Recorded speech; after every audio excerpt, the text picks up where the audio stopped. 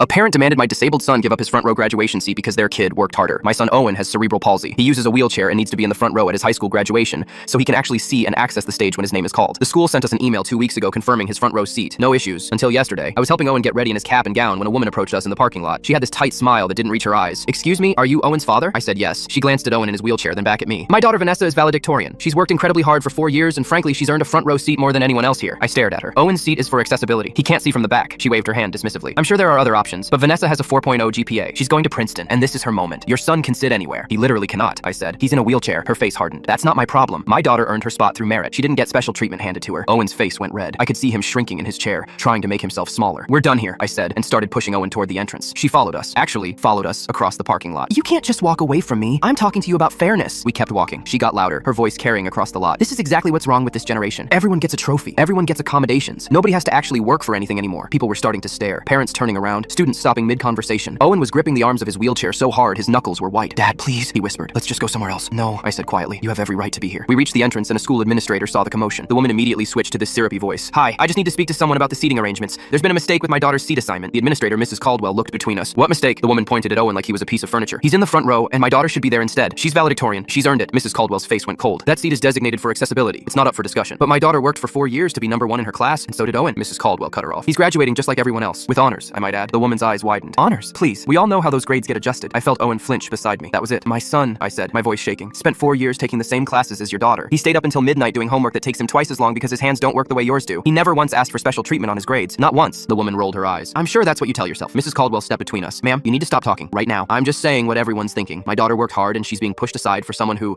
what?" Mrs. Caldwell's voice could have cut glass. "Finish that sentence." The woman's mouth opened and closed. People had formed a small crowd now, all watching. "I just think," the woman said, her voice smaller now, "that merit should matter more than circumstances." "Merit," Mrs. Caldwell repeated. "Your daughter is giving the valedictorian speech. She's being recognized on stage. She has a reserved seat with the other honor students. What more do you want?" "The front row," the woman said stubbornly. "She deserves to be seen." "Then she should have been born with cerebral palsy," Owen said. Everyone went quiet. Even the woman looked shocked. Owen's voice was steady. "Because that's what you're saying, right? That I should be punished for something I didn't choose?" The woman's face turned red. "That's not what I meant." "Yes, it is," Owen said. "You think I didn't work hard. You think I got everything handed to me. You know what I got handed? A body that doesn't work right. And I still showed up every single day and did the work." Tears were running down his face, but his voice never wavered. "So yeah, I'm sitting in the front row. Not because I'm special, because I physically cannot see from the back. But you know what? I earned this diploma just as much as your daughter earned hers." The woman looked around at all the faces staring at her. She grabbed her purse tighter. "This is outrageous. I'm going to the school board." "You do that," Mrs. Caldwell said. "But right now, if you don't leave this young man alone, I will have security escort you out of this ceremony entirely." The woman's mouth fell open. "You can't kick me out of my own daughter's graduation." "Try me," Mrs. Caldwell said. For a second, I thought she'd push it further. Then she noticed the phones. She straightened her jacket. "Fine, but this school rewards mediocrity." She walked away. Owen was shaking. I squeezed his shoulder. "You okay?" He nodded. "Can we go inside?" We did. He took his front row seat. When his name was called and he rolled across the stage, the entire auditorium stood and cheered.